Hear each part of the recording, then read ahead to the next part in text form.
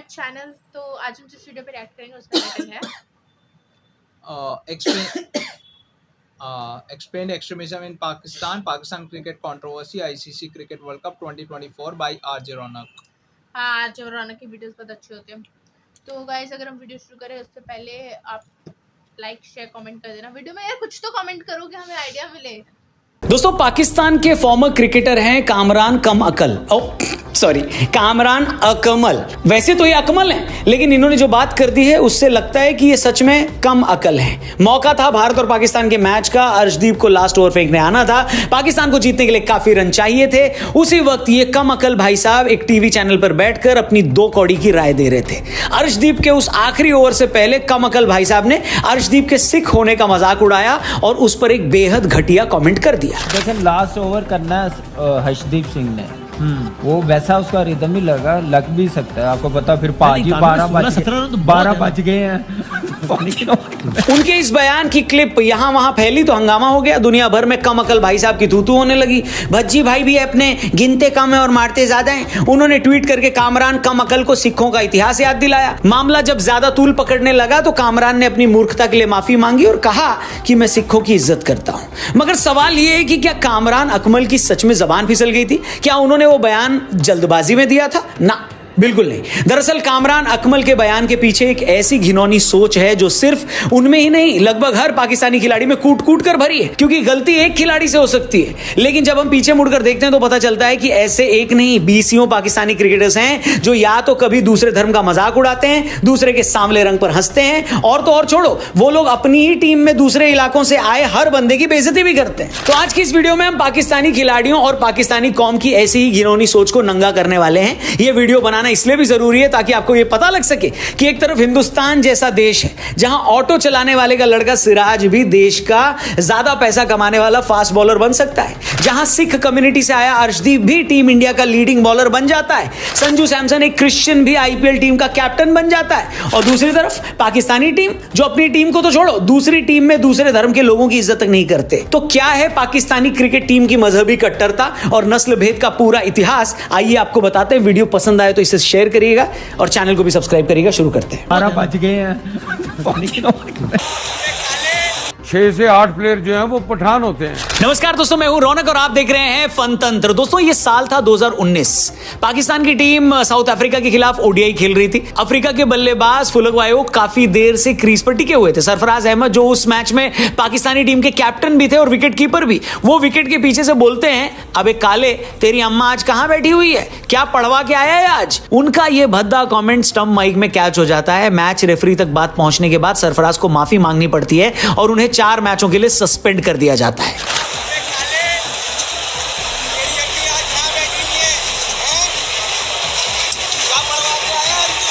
अब आप सोचिए, आजकल 12-12 साल के बच्चों को भी स्कूलों में बताया जाता है कि कोई मोटा है तो मोटा बोलकर उसकी बॉडी शेमिंग नहीं करनी, किसी के रंग का मजाक उड़ाना अच्छी बात नहीं होती। ऐसा करने पर स्कूलों में बच्चों के अगेंस्ट भी सख्त एक्शन लिया जाता है। मगर एक खिलाड़ी जो इंटरनेशनल क्रिकेटर होने के साथ साथ पाकिस्तानी टीम का कैप्टन भी है, उस आदमी तक को यह बात नहीं पता है कि भाई किसी के रंग का मजाक नहीं उड़ाते। फुटबॉल मैचों में तो खिलाड़ी मैच से पहले ये प्लेज भी लेते हैं कि रंग के आधार पर किसी भी तरह का भेदभाव करना बुरा होता है।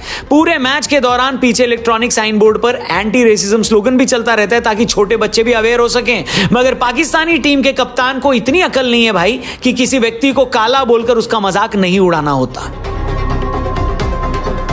और जैसे कि मैंने शुरू में कहा, ऐसी हरकत कोई एक आध बार हो या कोई एक आधा खिलाड़ी करे तो आप उसे बेनिफिट ऑफ डाउट दे सकते हो, लेकिन जब बार बार और बहुत सारे खिलाड़ी ऐसे बयान दें तो आप समझ सकते हैं कि उस पूरे मुल्क की साइकी के साथ ही कोई प्रॉब्लम है। एक ऐसी साइकी जिसमें धर्म, नस्ल या किसी भी तरह से खुद से अलग आदमी की इज्जत करना इन्हें सिखाया ही नहीं जाता। हमने शुरू में कामरान कम अकल की बात करी कि कैसे उन्होंने अर्शदीप को लेकर घटिया मजाक किया। अब एक और बयान सुनिए। कामरान अकमल के बयान के टाइम ही एक और फॉर्मर पाकिस्तानी खिलाड़ी एजाज अहमद ने ऐसी ही मूर्खतापूर्ण बात कर दी थी। भारत से हार के बाद एजाज ने कहा कि पाकिस्तानी टीम में आजकल 6 से 8 खिलाड़ी पठान होते हैं। ये लोग रिमोट एरिया से आते हैं, इन्होंने ज्यादा दुनिया देखी नहीं होती, ये लोग सिर्फ अपने चाचा के साथ नमाज पढ़ लेते हैं और घर आ जाते हैं, इसीलिए जब मैच में प्रेशर पड़ता है तो ये लोग टूट जाते हैं। अब सिंध की टीम बनाते हैं तो उसके अंदर 6 से 8 प्लेयर जो हैं वो पठान होते हैं।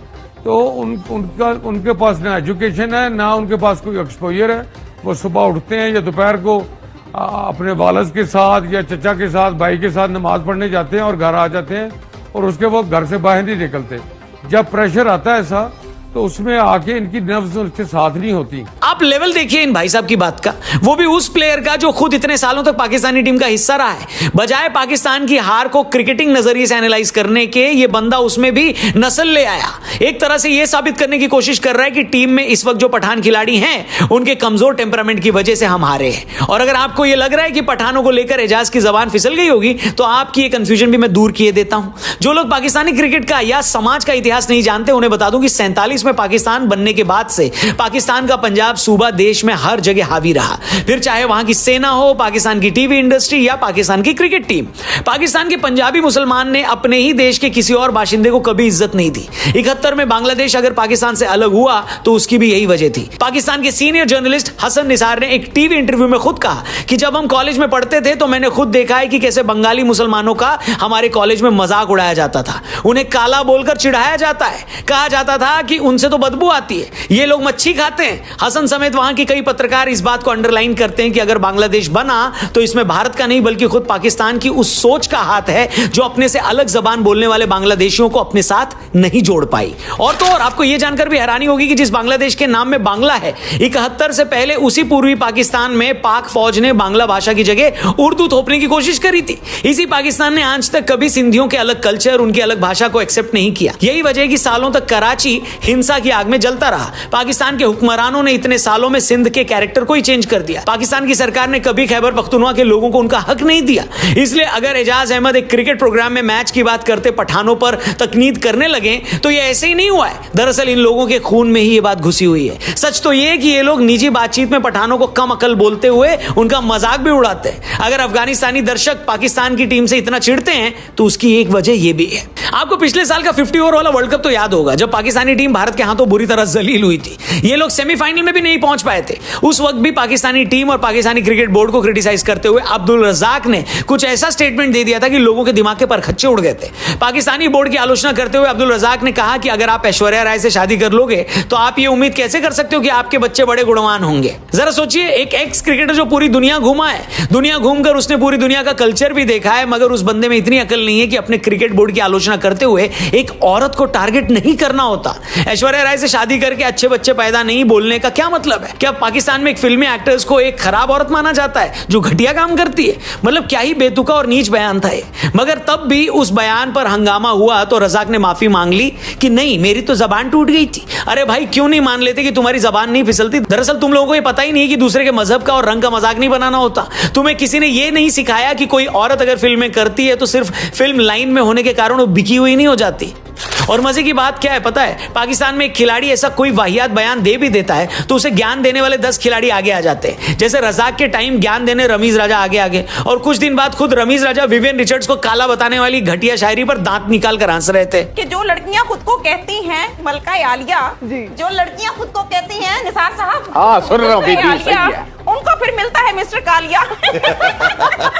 और ये वो रमीज जी हैं जो बाकी फॉर्मर पाकिस्तानी खिलाड़ियों से थोड़ा ज्यादा सुलझे हुए माने जाते हैं, जो पाकिस्तान के इतिहास के उन 3 लोगों में शामिल हैं जिन्हें अंग्रेजी आती है। मगर घटिया चुटकुले पर दांत फाड़कर रमीज ने यह बता दिया कि अंग्रेजी अपनी जगह और घटिया बातों पर दांत निकालने की खानदानी बेशर्मी अपनी जगह। और आपको अगर लगता है कि पाकिस्तानी प्लेयर्स की बेशर्मी का लेवल यहीं तक है तो आप बड़ी गलती कर रहे हो। पाकिस्तान के पूर्व खिलाड़ी इंजमाम ने तो चौड़ मारते हुए कहा था कि कैसे जब वो काउंटी खेलने इंग्लैंड गए थे तब उन्होंने ब्रायन लारा को लगभग कन्वर्ट ही कर दिया था। इसी इंजमाम ने यह भी दावा किया कि वो भज्जी को भी कन्वर्ट करने वाले थे। मौलाना की बात सुनते थे तो मेरे से एक दिन कहा हरभजन ने, क्योंकि ये जो आदमी ना, मौलाना को कह रहा था क्योंकि ये जो आदमी है ना, मेरा दिल करता है कि मैं इसकी बात मान लूं। इसके अलावा पाकिस्तानी टीम ने अपने इकलौते हिंदू क्रिकेटर दानिश कनेरिया के साथ क्या किया ये पूरी दुनिया को पता है। दानिश ने बताया कि कैसे सिर्फ हिंदू होने की वजह से पाकिस्तानी टीम उनके साथ एक टेबल पर खाना नहीं खाती थी। उनके हिंदू होने की वजह से पाकिस्तानी क्रिकेट बोर्ड ने मैच फिक्सिंग कांड में कभी उनकी मदद नहीं की, वो भी तब जब दानिश कनेरिया पाकिस्तानी क्रिकेट इतिहास के सबसे ज्यादा टेस्ट विकेट लेने वाले स्पिनर थे। सोचिए जरा, एक देश मजहब को लेकर इतना कट्टर हो सकता है कि वो मौका मिलते ही अपने टॉप क्रिकेटर तक का भी करियर बर्बाद कर देता है। और एक भारत है जहां शमी पर 2-4 बार ट्रोल्स ने घटिया कमेंट कमेंट किए तो पूरा देश उनके साथ आ गया।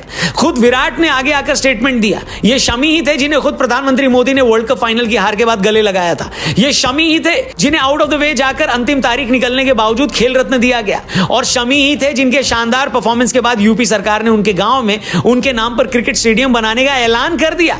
अब देखिए दोनों मुल्कों में माइनॉरिटीज के साथ कैसा सुलूक किया जाता है और फिर खुद अपनी राय आप ही बनाइए। मगर अभी भी हमारे यहां ऐसे मक्कारों की कमी नहीं है जो बार बार खेल में धर्म को घुसाकर भारत पर ही इल्जाम लगाते हैं कि हम अपने मुस्लिम खिलाड़ियों को ठीक से ट्रीट नहीं करते।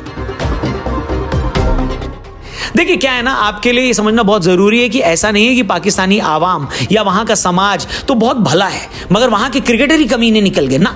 आप पाकिस्तानी समाज में माइनॉरिटी के साथ होने वाले सुलूक को देखेंगे, आप खुद कहेंगे कि भैया यहां एक सेब नहीं बल्कि पूरी की पूरी पेटी ही खराब है। कुछ आंकड़ों पर नजर डालिए, पाकिस्तान में हिंदू और सिख लड़कियों को अपहरण और फिर धर्म परिवर्तन एक आम बात हो गई है। The movement of solidarity and peace के मुताबिक पाकिस्तान में हर साल 1000 हिंदू, सिख और क्रिश्चियन लड़कियों का जबरदस्ती धर्म परिवर्तन किया जाता है। पुलिस और अदालतें भी ऐसे मामलों में पीड़ितों की कोई मदद नहीं करती। अहमदिया जो खुद को मुसलमान कहते हैं मगर पाकिस्तान के संविधान में उन्हें गैर मुस्लिम घोषित कर दिया गया है।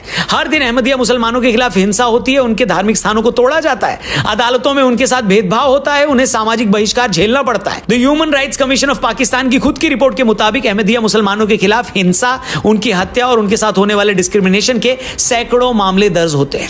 आज पाकिस्तान में जो पूरा बलूच आंदोलन चरम पर है, पाकिस्तानी सरकार और फौजों ने जिस तरह पिछले 75 सालों में बलूचियों का शोषण किया है वो सबके सामने। आए दिन कोई ना कोई बलूच नेता मारा जाता है, रातों रात बलूचों को उठा लिया जाता है। यही वजह है कि बलूचिस्तान को पाकिस्तान से अलग करने को लेकर आज वहां पूरा आंदोलन चल रहा है। मानवाधिकारों पर नजर रखने वाली संस्था एमनेस्टी इंटरनेशनल ने ऐसे बलूचों और पश्तूनों पर होने वाले ऐसे सैकड़ों मामलों को रिपोर्ट किया है। इसी तरह भारत से पाकिस्तान में जाकर बसे मुसलमानों को मुहाजिर बुलाकर आज भी उनके साथ सौतेला व्यवहार होता है। पाकिस्तानियों के इस रवैये ने वहां एक मुहाजिर मूवमेंट भी शुरू हो गया। पाकिस्तान के क्वेटा और बलूचिस्तान में हजारा बिरादरी के शिया मुसलमानों के साथ भी जमकर ज्यादती होती है। पाकिस्तान की ही national commission for human rights के मुताबिक इसी तरह की जातीय और नस्लीय हिंसा में हर साल सैकड़ों शिया मुस्लिम मारे जाते हैं। और आप जानते हैं कि गैर मुसलमानों और मुसलमानों में भी अलग अलग वर्गों के खिलाफ हो रही हिंसा में सबसे बड़ा हथियार क्या है? इस पूरी हिंसा में सबसे बड़ा हथियार है पाकिस्तान के ब्लास्फेमी लॉस। पाकिस्तान का ब्लास्फेमी लॉ ऐसा है जिसकी आड़ में किसी भी गैर मुसलमान पर झूठा इल्जाम लगाकर उसे फंसा दिया जाता है। लोग आपसी रंजिश में दूसरे की जमीन हड़पने के लिए इस कानून का धड़ल्ले से फायदा उठाते हैं। US commission of international religious freedom के मुताबिक साल 1987 से 2000 के बीच 1500 लोगों को इस कानून के अंदर झूठे मामला बनाकर उन्हें जेल में डाल दिया गया जिसके खिलाफ कोई सबूत नहीं है। ऐसे ही एक हाई प्रोफाइल मामले में क्रिश्चियन महिला आसिया बीबी का भी मामला था, जिन पर ब्लास्फेमी का झूठा मामला बनाकर उन्हें मौत की सजा सुना दी गई और बाद में अंतरराष्ट्रीय दबाव के चलते सालों जेल में गुजारने के बाद उन्हें छोड़ा गया। ये सारे मामले बताते हैं कि किस तरह पाकिस्तान बनने के बाद से उस समाज में गैर मुसलमानों से लेकर मुसलमानों में ही हजारा समुदाय, मुहाजिरों, अहमदियाओं के खिलाफ जमकर हिंसा हुई है। उनकी प्रॉपर्टियां जब्त की गई हैं, उनकी बच्चियों को इस्लाम में कन्वर्ट किया गया, आपसी रंजिश में उन पर ईश निंदा के झूठे मामले चलाकर फंसाया गया। इसलिए आज अगर आप किसी पाकिस्तानी क्रिकेटर को दूसरे रिलीजन का मजाक उड़ाते देखते हैं तो ऐसा नहीं है कि उनकी जबान फिसल गई है। दरअसल ये जबान उन लोगों की असल मानसिकता है। यहां हर इंसान जो गैर मुस्लिम है या इनकी तरह का मुसलमान नहीं है, उसकी औकात 2 कौड़ी की है। बस हुआ यह है कि कल तक ये लोग दूसरों को लेकर अपनी जो जहरीली सोच बंद कमरों में दिखाते थे, आज इतने कैमरे लगने के बाद वो सबके सामने उनकी सोच आ जा रही है। अब तमीज तो कोई रातों रात आती नहीं है, इसलिए न चाहते हुए भी ये लोग ऐसी बातें बोल जाते हैं। इसलिए इस गलतफहमी में मत रहिएगा कि सिखों का मजाक उड़ाने के बाद अगर कोई कामरान अकमल माफी मांग रहा है तो उसे अपनी गलती का एहसास हो गया है। बिल्कुल नहीं, ये लोग तो बस उस टाइम पर माफी मांगकर अपनी जान छुड़ाते हैं, वरना दूसरों को लेकर ये जो जहर उगलते हैं यही इनका असली चरित्र है, कैरेक्टर है। बाकी और क्या ही कहूं, वीडियो पहले ही बहुत लंबा हो गया, लेकिन इतना वादा है कि पाकिस्तानी समाज में फैले इस मजहबी जहर की पोल हम खोलते रहेंगे और बार बार वीडियो बनाकर दुनिया को यह बताएंगे कि इस समाज का असली कैरेक्टर आखिर है क्या, ताकि भारत में भी लोगों को पता लगे। जो पाकिस्तान भारत में होने वाली इक्का दुक्का घटना पर बवाल मचाकर हमें ज्ञान देता है, इस मामले में खुद उसका कैरेक्टर क्या है, उसकी औकात क्या है। बाकी आपको अगर इस मामले पर अपनी कुछ राय देनी है, ओपिनियन देनी है तो कमेंट करके जरूर बताइएगा। वीडियो पसंद आई हो तो इसे दबा के शेयर करिएगा, चैनल भी सब्सक्राइब करके जाइएगा। थैंक यू फॉर वॉचिंग, जल्दी मिलते हैं। जय हिंद। तो बोलो ये कौन सा ब्लास्फेमी लॉ है? हाँ लाइक उसमें रिलीज मतलब जो पाकिस्तानी लॉ है उसमें ये लिख रखा है कि लाइक, और तूने सुना होगा ना एक श्रीलंका का एक कॉन्ट्रैक्टर था, उसको मार दिया गया था, जिंदा पेट्रोल डालकर उस पर आग लगा दी गई थी उनके ऊपर। क्यों? कुछ ऐसा था कि उन्होंने कुछ वो कुरान जो लिखी हुई थी उसके ऊपर कुछ हाथ फेर दिया या फिर कुछ ऐसे करके। अरे लॉ क्या है ये बताओ। लॉ ये है कि अगर तू डिसरिस्पेक्ट करती है लाइक इस्लामिक थिंग का या फिर उनकी किसी भी प्रॉपर्टी का, किसी भी मॉस्क का, किसी भी मौलवी का, उनसे रिलेटेड कुछ भी चीज़ का तू अपमान करती है तो तेरे पे ब्लास्फेमी लॉ लगेगा जो इनका है। ओनली मुस्लिम्स के लिए। हाँ, तो तेरे को जेल जाएगी। पर जेल की जगह बोला आजकल ना कि वो लोग झूठा आरोप लगा मार देते हैं डायरेक्ट। कि ये लोग झूठा आरोप लगा के किसी को भी फंसा देते हैं। प्रूव नहीं करना होता कुछ। हाँ, उनको प्रूव नहीं करना होता। मतलब इसके लिए तुम्हें बस मुस्लिम होना लाइक जरूरी है। मैं एक मुसलमान हूँ, तू लाइक सपोज कर सिंधी है वहाँ पे, लाइक एक हिंदू कम्युनिटी है कुछ भी, अगर मैंने बोल दिया कि तूने अपने घर के बाहर कुरान को जमीन पे रख रखा तो this is a blasphemy law, और मेरे साथ कम से कम लाइक 15-20 लोगों का वहाँ पे क्राउड आ जाता है और तेरे घर को जला देगा, तेरे को मार देगा, तेरे घर को लूट लेगा। और पुलिस भी वहाँ पे दूर खड़ी देखती है ये चीज। देखो गाइस, इतने सारे इन्होंने एविडेंसेस दिए खुद ही वीडियो में, बट अगर आप में से कोई पाकिस्तानी हिंदू है जो ये वीडियो देख रहा है तो प्लीज कमेंट करना, बिकॉज मैंने कुछ वीडियो में देखा है, मतलब वहाँ पे ना मेरे को दोनों तरफ के वो मिले हैं। एक में ये था कि वो पाकिस्तानी हिंदू बोल रहे कि we are Pakistani Hindus and we are proud of it, हमें हमारे साथ ऐसा कुछ नहीं किया जाता। और दूसरी तरफ इन्होंने बोला है कि वहाँ पे प्रोटेस्ट होते हैं ह्यूमन राइट्स के। अब मुझे पता है कि मीडिया के चक्कर में ये सब होता है ऑब्वियसली, बिकॉज हमारी मीडिया भी उनकी मीडिया भी है, एंड ये लोग, पर ऐसा है ना कि ये लोग ऐसा बोलते हैं कि इंडिया में मुसलमान खुश नहीं है, इंडिया में मुस्लिम मतलब अच्छे से नहीं रहते, ये है वो है। तो यार पहले अपने कंट्री का देखो ना।